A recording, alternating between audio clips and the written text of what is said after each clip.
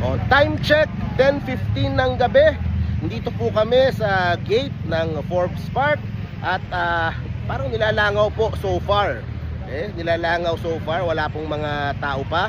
Merong mga nakita ko, mga pa ilan-ilan, pa 10-10, nasa mga sulok, nag-aabang. Siguro hinintay nila, uusog yata to 11 o'clock, sabi po ni Congressman Kiko Barzaga. Ang hiling ko lang sana, yung mga, kasi may nakita ko kanina, nag-aabang sila parang mga geng-geng na parang gustong manakit o parang seryoso masyado.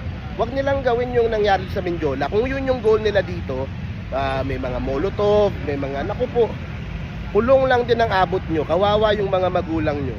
Hindi sulit kung meron man silang ibabayad sa inyo. Kung kayo ay manggugulo, kung kayo susubukan yung pumasok, Diyos ko po, yung mga security ng bahay dito, may mga baril yung mga security dyan. Baka gusto nyo mapuruhan yung buhay.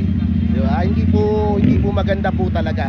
Kaya po, Congressman Kiko, kung nasan ka man, hinihintay ka na dito. Ayan, no, ilan ba na dito? Parang di yata lalagpas sa 50 na katao. Mas marami pa yung mga security sa likod. Pero kung ano man yung trip mo, kung ano man yung pinaglalaban mo, diba? Lakas ng trip mo, gabing-gabi. O sila kuya, kaysa nagpapahinga sa bahay o magbabantay sa iyo dito dahil sa trip mo. Dahil sa trip mo na mag-rally, manggulo dito, na susubukan yung pasukin. Paano nyo papasukin? Diba? Siyempre hindi papayag yung mga nakatira dun sa loob. Kaya ewan ko kung anong trip nyo. Pero kung sa akin, si Congressman Kiko, wala na tayong magagawa. Kasi yun na talaga yung mission niya. Ang sa akin na lang, dun sa mga kababayan natin na gustong manggulo dito, kung kayo man ay binayaran parang gawin yung nasa Mindiola, magdalawang isip po kayo. Kasi po, makukulong kayo. Parang yung nangyari doon sa Mindiola. Kaya hindi po sulit yung ibabayad sa inyo dahil sa hassle na pagkakaulong sa inyo. Yeah? Tingnan nyo sa Mindiola, tinulungan ba nila yung nakulong sa Mindiola? Hindi din naman.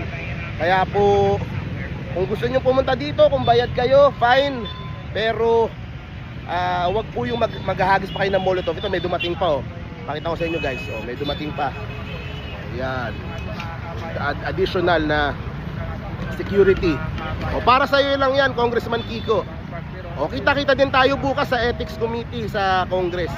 Diba? Ang dami mong pinerwisyo dito. Diba? Sana lang walang maghasik ng gulo dito kasi sa'yo ko talaga isisisi kung merong masaktan kahit sino dito.